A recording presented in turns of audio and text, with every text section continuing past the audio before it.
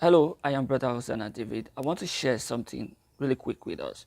Those of us who are in professions where you are required to wear uniform,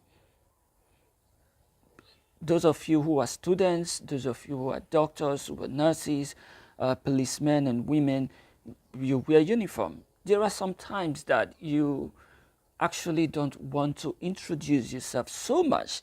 Probably there's a curfew and you want to go to your workplace, yeah, and nobody is allowed to move except those who are on special duty.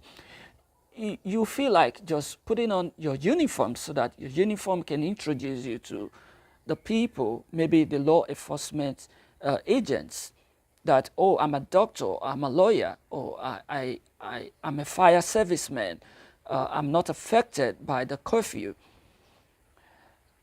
You don't want to explain yourself and begin to show people your ID card every now and then. You don't want to be stopped and be checked by the police, by the law enforcement agents. So you just decide to wear your uniform because you know your uniform is going to introduce you and you want them to address you by the introduction your uniform gives them. So I wonder why a policeman will wear a uniform and be addressed as a doctor. That is wrong. If you are a Christian and you dress like a prostitute, like a rogue, like a criminal, they are going to address you like a criminal, like a prostitute. Everybody will wonder if you address as a doctor and you're being called a policeman. If someone who doesn't know you calls you, hey, officer, and you're putting on a police uniform, you won't be angry because that is who you are. If you are a student and you're putting on your uniform and somebody calls you a student, I don't feel that you need to be angry or wonder because that is who you are. Your uniform, your dressing tells a lot about you.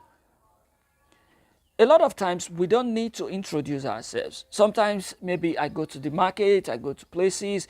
I don't like wearing clerical dresses, pastoral uniforms. I don't like it for some reasons. But the way I dress, a lot of times people tell me, they call me pastor, man of God.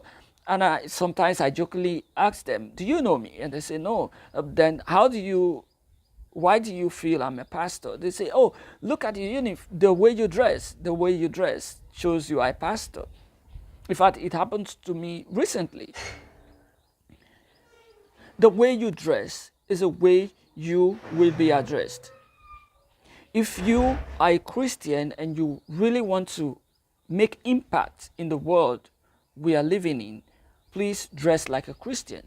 Don't expose your body, don't wear tight things, and you want people to address you like a Christian because it doesn't present the morality that Christianity, that is attached to Christianity.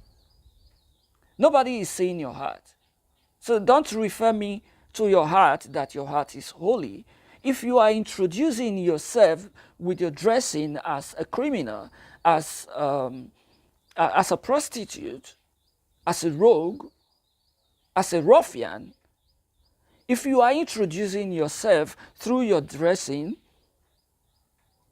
then you are confusing us. If you are telling us, if you open your mouth to give us another introduction, you have just succeeded in confusing us.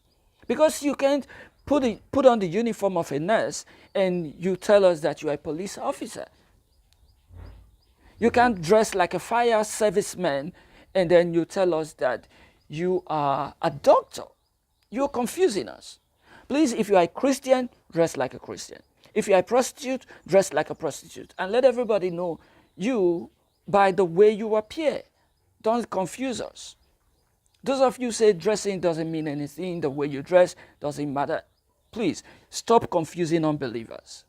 Because we dress the way we want to be addressed. If you wear your uniform, one of the things uniforms do is that they help introduce you. If you put on your collar or you dress like a nun, a reverend sister, you want people to address you that way. You want people to see you that way. Thank you and God bless you. Visit our website, godlydressing.org. It's a new website. We are carrying out a campaign against indecency, especially in the church and in our society. Be a part of this movement. Thank you. God bless you. Don't forget to share this video.